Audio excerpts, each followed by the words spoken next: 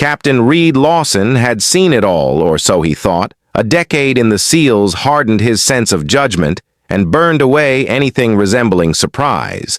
Yet today, standing at the edge of the forward operations tent, facing a digital map littered with red pulses and static overlays, he found his grip tightening around the mission, brief in his hand. The name Captain Avery Cole, typed cleanly across the top of the sheet like some final insult from command, a reminder that no matter how many missions he completed or how many lives he pulled back from the edge, someone behind a desk still thought it made sense to assign a pilot to lead his next exfil mission, a pilot who flew solo, a pilot who, according to the bio, was not only newer to the field than most of his operators, but, worse, someone who had never set foot in the zones they were about to enter.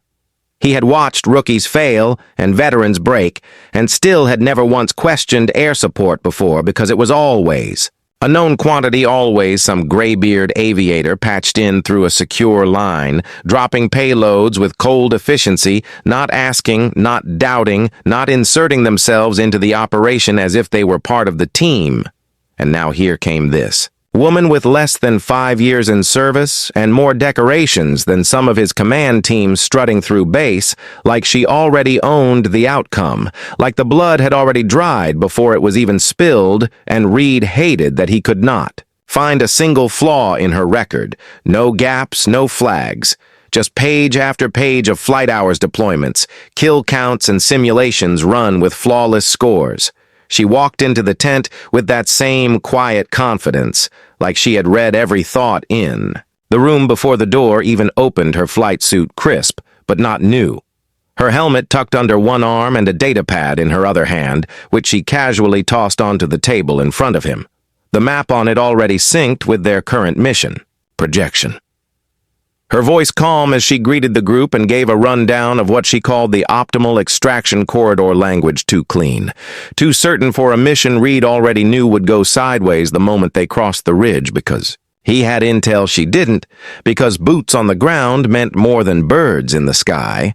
She spoke as if the Earth were predictable, as if insurgents wouldn't shift positions at the first sight of their convoy, and Reed let her finish only to correct her on 2 key points: terrain slope and enemy movement patterns, both of which he claimed had changed in the last 12 hours. But she pushed back with a precision that caught him off guard, quoting drone logs and thermal imaging feeds he hadn't even seen yet, and for a moment just a sliver of one. He considered that maybe, just maybe, she was ahead of him, and that thought made his stomach turn. The team shuffled out, leaving only Cole and Reed in the tent, the hum of the generator outside mixing.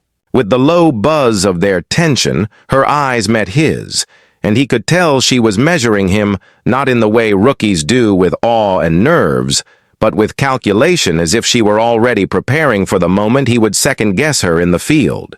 And he nearly told her right then to stay out of his way, to keep the air support tight and not stray from the comms plan.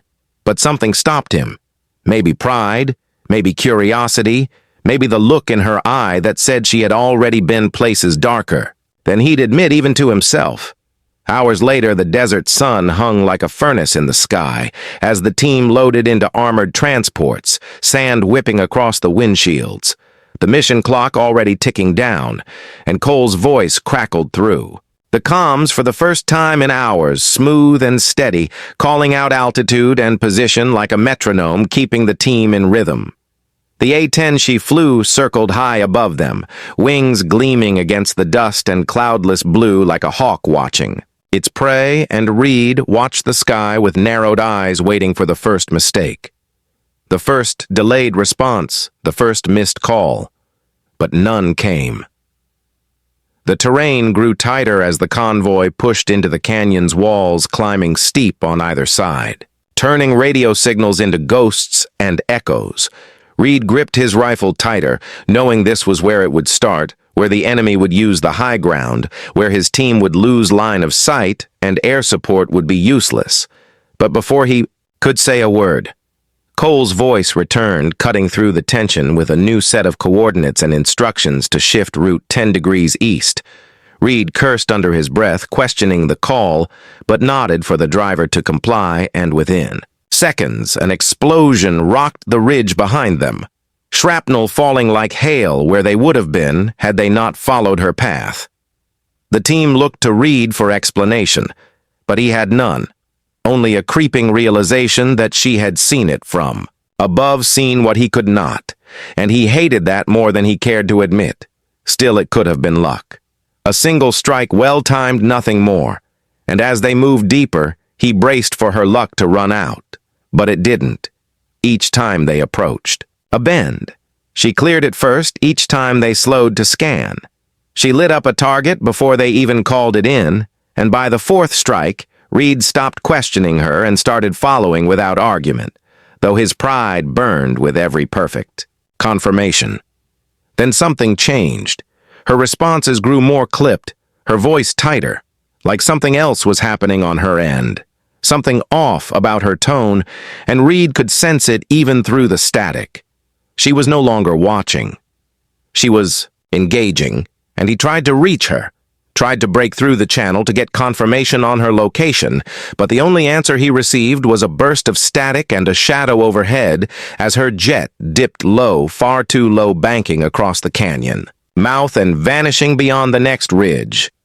Reed swore and called for eyes on the horizon, but the jet was gone, no trail, no heat signature, only silence, and the uncomfortable truth sinking in that she might have gone down, and if she had, they were now alone in the worst stretch of the mission map with no Overwatch and no Plan B, and worst of all, no explanation as to how or why she had vanished just when they needed her most, and that was when the first ground fire started from a direction they had already cleared hours ago, according to her flight path, and now Reed was forced to make a choice: hold position and risk being surrounded, or move forward on blind trust that the path she had laid out still held the key to survival even if she was no longer up there watching, even if she had failed at the worst possible moment.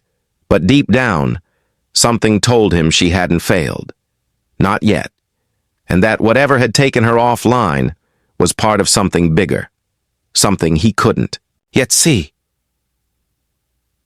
The mission clock continued ticking down as the convoy weaved through the jagged ridgelines, engines groaning under the strain of uneven terrain dust clouding their view with every rotation of the tires, and Reed kept one hand on his rifle, and the other gripping the edge of his seat, his mind not on the ground but in the sky, or rather where the sky had swallowed Captain Avery Cole and given nothing back, no signal, no response, not even a smoke trail to confirm her fate. Only silence, and a gut feeling that refused to settle. The radio was useless. Now the canyon walls bouncing signals into oblivion, cutting them off from HQ, and more importantly, cutting them off from her, the woman who had flown with surgical precision moments, before vanishing like a ghost, and though Reed would never admit it aloud, a part of him felt exposed. Like losing her was more than just losing air support. It was like losing a second set of eyes, a set that had seen danger before it formed, and reacted before he could blink, and now without those eyes every turn of the canyon felt like a loaded chamber in a revolver spinning fast and unforgiving. They cleared the next bend, slowly, weapons raised, scanning every ledge, every rock, every hint of movement. And that was when the shot rang out sharp and clean, cutting through the air and striking the lead vehicle's hood, sending up sparks and stopping the convoy cold. Insurgents began to emerge like shadows from the rocks, their camouflage blending perfectly with the terrain, and Reed's instincts kicked in, barking orders, returning fire, taking cover behind the armored plating as his team spread into defensive formation, and even as bullets ripped through the silence, he thought about her, about how she would have seen this from above, would have given them a warning, would have cleared the ridge before they even turned the corner. They pushed forward inch by inch, using smoke to conceal their movements, but the terrain was against them, narrow and sloped, and every new position gave the enemy a better angle to fire from, and Reed realized too late that they had been herded, funneled into this exact spot like animals into a trap, and suddenly her last move, the way she banked, low over the ridge and vanished. Started to make a different kind of sense. Maybe she hadn't gone down. Maybe she had seen what he couldn't and taken a path only she knew existed. One that led not away from the fight, but deeper into it. Reed gave the order to fall back just as another explosion tore through the canyon wall behind them, not from enemy fire but from above, a blast so precise, so deliberate, that it collapsed a portion of the ridge, cutting off enemy reinforcements and creating a momentary lull in the fire, enough for Reed and his team to reposition, and when he looked up through the smoke he saw it. A dark silhouette slicing through the sky, not the wide wings of her A-10 but something smaller, faster. A drone no larger than a suitcase weaving between the rocks and sending live feedback to a tablet one of his men carried in his pack, and that was when the video feed kicked in. It was her voice again, steady measured, guiding them through the chaos as if she had never left, as if she had been watching from the shadows this entire time, orchestrating moves like a chess master, and Reed didn't know whether to be furious or impressed as her voice called out enemy positions with eerie accuracy, ordering timed charges and coordinated movements that broke the enemy line within minutes and forced them into retreat.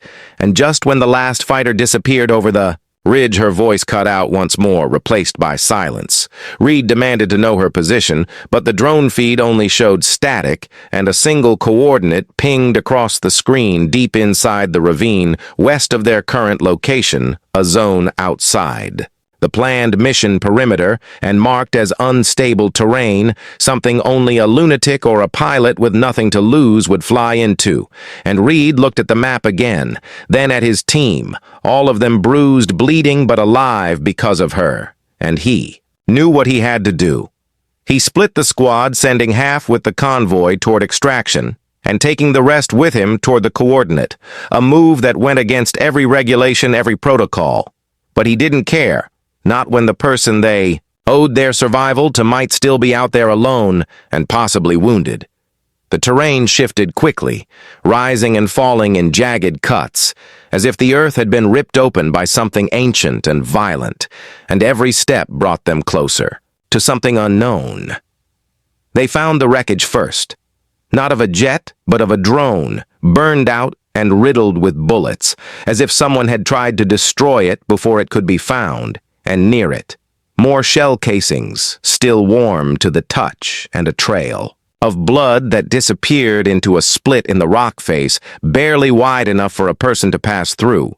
Reed raised his weapon, signaled 2 men forward, and stepped into the crack. The passage opened into a narrow gorge, shadows, thick and heavy, and the smell of oil and cordite in the air. And there she was standing at the edge of a ledge above them, rifle slung over her shoulder, flight suit torn and dust-covered face streaked with sweat and blood, and something wild in her eyes. Not panic, but purpose. Like she had seen something they hadn't yet understood, and before Reed could speak, she dropped a duffel bag onto the ground beside him and said, "You need to see what's inside." Reed knelt, opened it, and stared inside at the contents stacks. Of documents, hard drives, photos, maps, everything pointing to a weapons transfer operation buried deep in this terrain, an entire facility hidden from satellite scans and masked under false terrain data, something no one had seen, not even command, and she had found it by flying too low, chasing a signal that no one else had believed in, and landing her jet in a controlled crash. Just to get to it, Reed looked up at her and saw a combat pilot who had done what no one expected, infiltrated a hostile zone on her own, uncovered a black site, and used her own drone to guide a SEAL team to safety, all without backup, without confirmation, and without hesitation. And in that moment he realized that everything he thought he knew about her, every assumption, every doubt had just been shattered by raw skill and guts, and whatever came next, he would follow her lead because whatever game they were now playing, she had already seen the next 10 moves. The narrow gorge seemed to close in around them. Shadows, twisting and shifting as the team pressed forward with Reed leading the way, his mind racing through every possibility, every danger that might lurk just beyond the rock face. The documents in his hands, heavy with secrets that promised to change everything. And yet the terrain whispered a warning silent and deadly, as if the earth itself resented their intrusion. And somewhere deep in the distance, a faint hum began to grow louder, like the breath of some unseen predator waiting patiently. To strike, Avery moved beside him, steady, confident.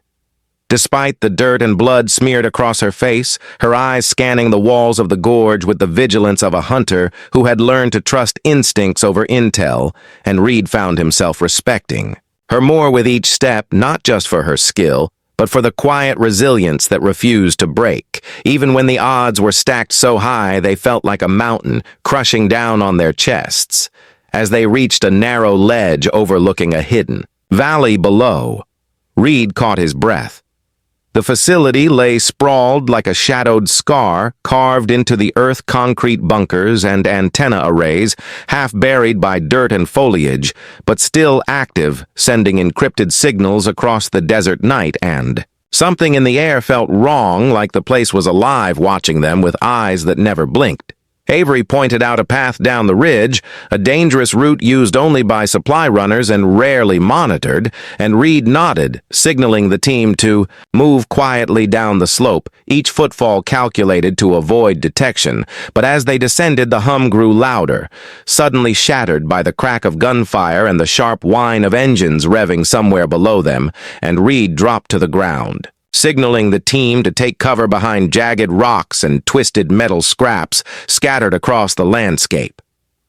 Through the haze of dust and smoke, Reed saw vehicles coming fast, a convoy of enemy jeeps and trucks armed to the teeth speeding toward the facility, or away from it, and a fierce debate broke out between the men, some wanting to attack others, urging caution, but Reed's voice cut through the noise, cold and decisive, telling them to hold fire and observe. They needed intel more than casualties. And then the impossible happened. A figure darted from the shadows, a blur of movement faster than any man could manage, weaving between vehicles and firing a compact weapon with deadly accuracy, and Reed's breath caught in his throat when he realized it was Avery, moving like a ghost on the battlefield, a lone wolf fighting an invisible war of her own making. She disappeared behind a cluster of crates, then reappeared near one of the trucks, tossing a small device that emitted a high-pitched pulse, and the engines of the convoy suddenly died, the vehicles stalling in the dust like beasts brought to their knees, and Reed could hear the comms crackle with confusion among the enemy ranks.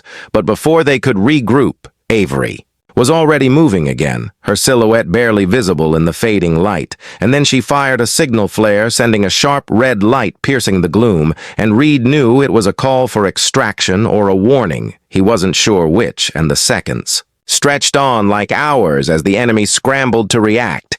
Suddenly, from the ridge above, a squad of Allied forces emerged, stealthy and lethal, a coordinated strike to ambush the stalled convoy. But Reed noticed something was off. The attackers moved, too fast, too coordinated, almost as if they were expecting Avery's signal, and that meant only one thing: they were being watched and baited into a trap, and Reed cursed under his breath, realizing they had just stepped into a game far more dangerous than any mission he had ever led. He reached for the radio, desperate to warn the team, but static was all that answered, and the hum from earlier rose again, swelling into a deafening roar that shook the ground. And then the sky split open with the sudden arrival of a massive aircraft sweeping low and unleashing a salvo of missiles that exploded in perfect sync, tearing through both friend and foe alike. And Reed dove behind, cover the world around him, erupting into chaos as he struggled to keep his team alive amid the inferno. And when the smoke cleared, the landscape was littered with wreckage bodies and unanswered questions. Avery emerged from the dust, her face grim but determined, and without a word, she handed Reed a small encrypted drive and whispered that what was on it would explain everything that was happening. And as the team regrouped, Reed opened the drive on his handheld device and saw files detailing covert operations, sabotage, and betrayals within their own command. Structures, secrets buried deep that threatened not only their mission, but the entire war effort. And with every line, he read the weight of responsibility pressed heavier on his shoulders. He looked up at Avery and saw not just a pilot, but a soldier, willing to go beyond orders to uncover the truth. And as the sun dipped below the horizon, casting long shadows across the ravine, Reed knew this was only the beginning.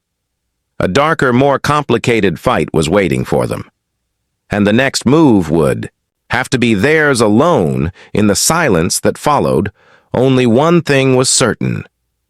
The game had changed forever, and they were running out of time. The night had settled heavy and suffocating as Reed and Avery and the remaining members of the squad huddled around the flickering glow of a portable light. The harsh desert wind whipping dust across the cracked screens of their devices, and the encrypted drive glowing with secrets that threatened to unravel everything they thought they knew about. The war and the people they trusted most. The files detailed covert deals, betrayals within their own ranks, and an enemy that was not always foreign but sometimes friend. And Reed stared at the lines of code and maps, feeling the weight of every life depending on his next move. Avery watched him quietly, her expression unreadable, but Reed could sense the storm behind her calm facade, the same storm that had driven her to fly into hostile territory alone, risking everything to uncover the truth. And as the wind howled outside, she finally broke the silence, telling him that what they had uncovered was just the tip of the iceberg, and that the real operation was far bigger and more dangerous than any of them could imagine. And Reed knew she was right, because the pieces were starting to fit together in a way that spelled disaster, not just for the mission, but for the entire command structure. They debated their options carefully, knowing that every decision carried risks that could cost them their lives, or worse, the information falling into the wrong hands, and Reed suggested contacting command, but Avery shook her head, saying that was exactly what they needed to avoid, because whoever had set this up had eyes everywhere, and trusting command meant certain death for the mission and maybe for them all. And with no safe communication available, Reed decided they had to move quickly and quietly toward a rendezvous point where an extraction team might still be waiting. But the problem was that the route was crawling with enemy patrols, and the terrain was unfamiliar and unforgiving, and every step forward was a gamble. The team packed their gear, moving like ghosts through the jagged rocks and twisted brush, the silence only broken by the crunch of gravel underfoot and the occasional whisper of orders. But the air was thick with tension, and the feeling that they were being watched. Reed kept his eyes sharp, scanning for movement, but it was Avery who spotted the first sign. A faint glimmer of metal caught in the moonlight, a sniper's scope trained on their position, and with a quick hand signal, they dropped to the ground. Just as a single shot rang out and the bullet tore through the rock inches from Reed's head. The firefight that followed was brutal, and swift shadows danced across the rocks as the team returned fire. But the enemy had the advantage hidden in elevated positions and using the terrain to their benefit, and just when it seemed they might be overwhelmed, Avery moved with lightning speed, slipping behind the sniper's nest and taking the attacker down silently with a well-placed shot, and the tide turned, but only for a moment, because more shots rang out from different directions, and Reed realized they had stumbled into a well-coordinated ambush. With no choice left, Reed ordered a retreat toward a narrow cave system he had spotted earlier, hoping it could provide cover. But as they ran, the path behind them erupted in flames, a trap triggered by the enemy cutting off their escape and forcing them into the claustrophobic darkness of the caves, the air thick with dust and the smell of burning earth. And with every echo of footsteps, the team's nerves frayed, and Reed knew they had only hours, maybe minutes, before the enemy would flush them out. And worse still, the encrypted drive was running low on battery, and their equipment was failing one by one. Inside the cave, Avery took point, moving confidently, despite the darkness leading them deeper into the labyrinthine tunnels, and Reed was struck again by her calm under pressure, her ability to navigate a place no map could. Chart relying only on instinct and memory from simulations and training exercises no one else in the team possessed, and yet even she showed signs of strain. Her breath heavy, her movements slower, but she said nothing, only pressing forward as if driven by some unseen force. Suddenly, the tunnel opened into a vast cavern illuminated by shafts of moonlight filtering through cracks in the rock above, and in the center lay an old forgotten piece of machinery, rusted and broken, and Reed approached, cautiously noticing symbols carved into the metal, the marks of some ancient engineering unknown to modern science. And as he reached out to touch it, the ground beneath them trembled, sending dust and small stones raining down, and a deep rumble echoed through the cavern like a warning from the earth itself. Avery joined him, and together they examined the device, noting its complexity and the way it seemed out of place in the middle of the desert. And then they heard its footsteps, fast and heavy, echoing through the tunnels.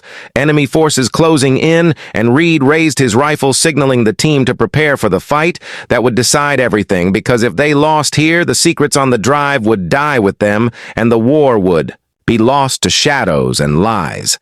And as the enemy rounded the corner, Reed caught Avery's eye, and in that silent moment, they both understood the stakes had never been higher. The battle was fierce, and close-quarters bullets ricocheting off the rock, walls dust choking the air, and screams cutting through the chaos.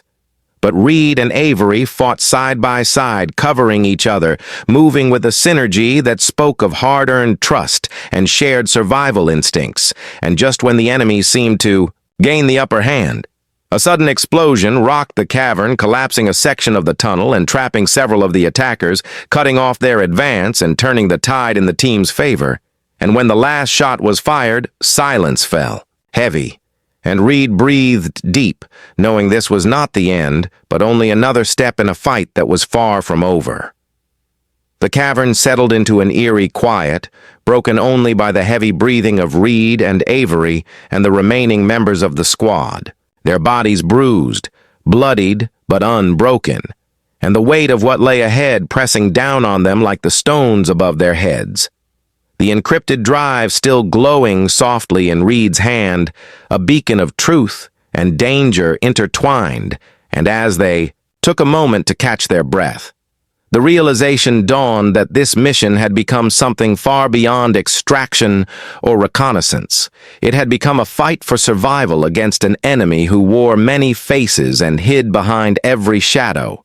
Avery broke the silence, her voice low and steady, telling Reed that the information on the drive was only accessible through a secure terminal located in a facility, several clicks from their current position, a place rumored to be a command hub for the covert operation detailed in the files. And Reed knew that reaching it meant crossing enemy lines deeper than any of them had been willing to admit. And worse still, the route was treacherous, filled with both natural hazards and hostile forces lying in wait, like vultures circling a dying animal, and yet it was their only chance to get the truth out and bring the war home to those responsible.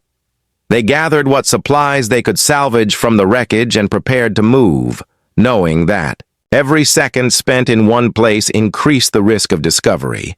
And as they emerged from the cavern, the first light of dawn was breaking, painting the desert in hues of blood and fire, and the world seemed momentarily silent, as if holding its breath before the storm that was to come. And Reed felt the heavy weight of command settling back onto his shoulders. The decisions, the lives, the trust placed in him, a burden he would carry to the end.